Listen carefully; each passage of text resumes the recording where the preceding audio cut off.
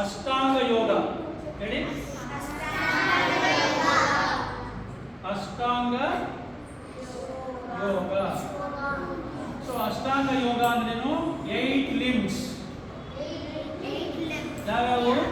ಯಮ, ನಿಯಮ, ಆಸನ, ಪ್ರಾಣಾಯಾಮ, ಪ್ರತ್ಯಾಹಾರ, ಧಾರಣ, ಧ್ಯಾನ, ಸಮಾಧಿ.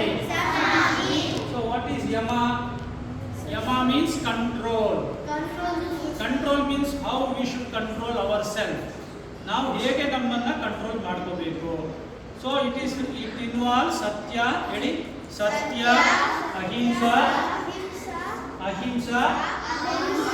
ಆಸ್ತೇಯ, ಬ್ರಹ್ಮಚರ್ಯ, ಅಪರಿಗ್ರಹ. ಈಗ ಸತ್ಯ ಅಂದ್ರೇನು? ನಾವು ಯಾವಾಗಲೂ we should always try to speak truth. ಏನು ಸತ್ಯ ನಿಜವಾಗಿರುತ್ತೆ ಅದನ್ನು ನಾವು ಮಾತಾಡೋದು ಕಲ್ತ್ಕೋಬೇಕು. ಆಯ್ತಾ? ಅಹಿಂಸಾ ಅಂದರೆ ಯಾರಿಗೂ ಹಿಂಸೆ ಕೊಡಬಾರ್ದು, ಬೇರೆಯವ್ರಿಗೆ ತೊಂದರೆ ಕೊಡಬಾರ್ದು. ಬೇರೆಯವ್ರಿಗೆ ನಾವು ತೊಂದರೆ ಕೊಡೋದ್ರಿಂದ ನಮಗೇನಾಗತ್ತೆ, ನಾವು ಯೋಗಾಸನ ಮಾಡ್ತಾ ಇರ್ತೀವಿ, ಯೋಗ ಮಾಡಿದಾಗ ಡಿಸ್ಟರ್ಬ್ ಆಗುತ್ತೆ. ಈಗ ತೊಂದರೆ ಕೊಡೋದು ಅಂದರೆ ಮಾತಿಂದ ತೊಂದರೆ ಕೊಡಬಾರ್ದು. ಯಾರಿಗೂ ನಾವು ಇವಾಗ ಕೂತಿರ್ತೀವಿ, ಮಕ್ಕಳು ಒಬ್ರಿಗೆ ನೂಕೋದು, ಜಡೆ ಎಳೆಯೋದು, ಚಿವುಟೋದು ಇವೆಲ್ಲ ಮಾಡಿದ್ರೆ ಹಿಂಸೆ ಅಂತ ಹೇಳ್ತೀವಿ. ಸೊ ಯಾವ ರೀತಿಯಲ್ಲೂ ಹಿಂಸೆ ಮಾಡಬಾರದು. ಪ್ರಾಣಿ ಹಿಂಸೆ ಮಾಡಬಾರ್ದು, ಮನುಷ್ಯ ಹಿಂಸೆ ಮಾಡಬಾರ್ದು. ಆಯಿತಾ? ಆಸ್ತೇಯ ಅಂತ ಅಂದ್ರೇನು?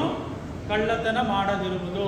ಯಾವುದೇ ರೀತಿಯಲ್ಲಿ ನಾವು ವಸ್ತುಗಳನ್ನು, ಬೇರೆಯವರ ವಸ್ತುಗಳು ನಮ್ದಲ್ಲ, ಅದು ಅವ್ರಿಗೆ ಸೇರಿರೋದು, ಭಗವಂತನಿಗೆ ಸೇರಿರೋದು, ನಮ್ದಲ್ಲ. ಇವಾಗ ನಾವು ಹೋಗ್ತಾ ಇರ್ತೀವಿ, ಒಂದು ವಸ್ತು ಬಿದ್ದಿರುತ್ತೆ, ಆ ವಸ್ತು ನಮ್ದಲ್ಲ ಅಂದಾಗ ನಾವು ಆ ವಸ್ತುನ ಮುಟ್ಟಬಾರ್ದು.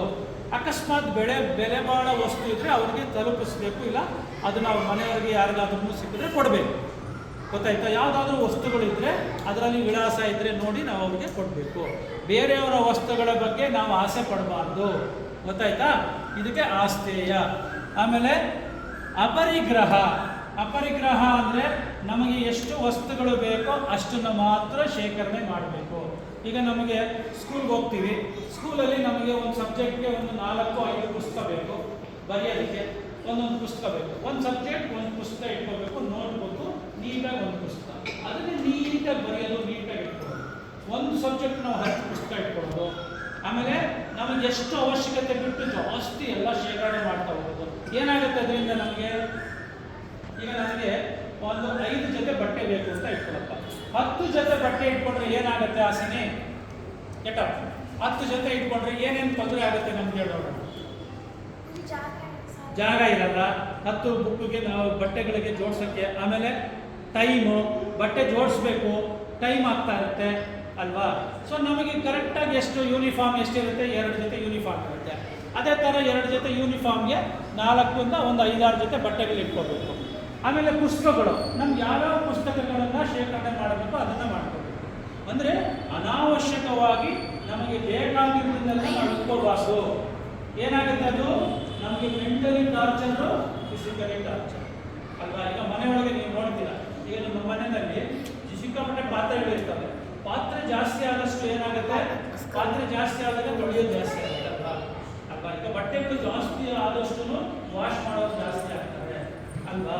ಅದರಿಂದ ನಮ್ಗೆ ಎಷ್ಟು ಬೇಕೋ ಅಷ್ಟು ನೀಟಾಗಿ ಇಟ್ಕೋಬೇಕು, ನಾವೇ ವಾಶ್ ಮಾಡ್ಕೊಳ್ಳೋದು ಕಲ್ತ್ಕೋಬೇಕು. ಎಲ್ಲ ಬಟ್ಟೆಗಳನ್ನಾಗಲಿ ಬೇರೆಯವ್ರು ವಾಶ್ ಮಾಡಿ ಅಂತ ಕೊಡಬಾರ್ದು. ಆಮೇಲೆ ನಮ್ಮ ಪುಸ್ತಕಗಳನ್ನು ಬೇರೆಯವ್ರು ಜೋಡಿಸಿ ಅಂತ ಕೊಡಬಾರ್ದು. ಅದೇ ರೀತಿ ನಾವು ಮಲ್ಕೊಂಡಿರ್ತೀವಿ ಬೆಡ್ ಮೇಲೆ, ನಮ್ಮ ಬಟ್ಟೆನ ನಾವೇ ಜೋಡಿಸ್ಕೋಬೇಕು. ಅರ್ಥ ಆಯ್ತಾ? ನಮ್ಮ ಬಟ್ಟೆ ಹಾಸಿರ್ತೀವಿ, ಬೆಡ್ನ ನಾವು ಕೊಡುವುದೇ ಇಲ್ಲ, ಜೋಡಿಸಿರೋದಿಲ್ಲ. ನಾವು ಹಾಸಿಗೆ ಮೇಲೆ ಎದ್ದ ಮೇಲೆ ಅಲ್ಲಿ ಬೆಡ್ಶೀಟ್ ಇರುತ್ತೆ, ನಮ್ಮ ಮೇಲೆ ಆದಾಗ ನೀಟಾಗಿ ಕಳಿಸಿ ನಾವೇ ಮಾಡಿಡಬೇಕು. ಈಗ ಸ್ಕೂಲಿಂದ ಬರ್ತೀರಾ, ಸ್ಕೂಲಿಂದ ಬಂದ ತಕ್ಷಣ ನೀವೇನು ಮಾಡ್ತೀರಾ? ಆ ಪುಸ್ತಕ ಒಂದು ಕಡೆ ಬಿಸಾಕ್ತೀರಾ, ಶೂ ಒಂದು ಕಡೆ ಬಿಸಾಕ್ತೀರಾ ಅಲ್ವಾ? ಅಮ್ಮ ಶೂ ಜೋಡಿಸು, ಅಮ್ಮ ಪುಸ್ತಕ ಜೋಡಿಸು ಅಂತ ನಿನಗೆ. ಬೇರೆಯವರಿಗೆ ದಕ್ಷ ಏನು ಮಾಡ್ತಾಳೆ? ದಕ್ಷ ಬಿಸಾಕ್ ಬರ್ತಾಳೆ, ನಾವು ಪುಸ್ತಕ ಬಿಸಾಕ್ತಾಳೆ ಅಲ್ವಾ? ಅದರಿಂದ ನಾವು ನಮ್ಮ ಸ್ಕೂಲಿಂದ ಬಂದ ತಕ್ಷಣ ನಮ್ಮ ಡ್ರೆಸ್ಸನ್ನು ನಾವೇ ನೀಟಾಗಿ ಬಿಡಿಸಿ ಕ್ಲೀನಾಗಿ ಮಡಿಸಿಟ್ಟು ಆಮೇಲೆ ನಾವು ಏನು ಮಾಡಬೇಕು? ಯೂನಿಫಾರ್ಮ್ ಹಾಕೊಂಡು ಬರಬೇಕು, ಫೇಸ್ ವಾಶ್ ಮಾಡಿಕೊಂಡು ನೀಟ್ ಮಾಡಿಕೊಂಡು ಬರಬೇಕು. ಅರ್ಥ ಆಯ್ತಾ?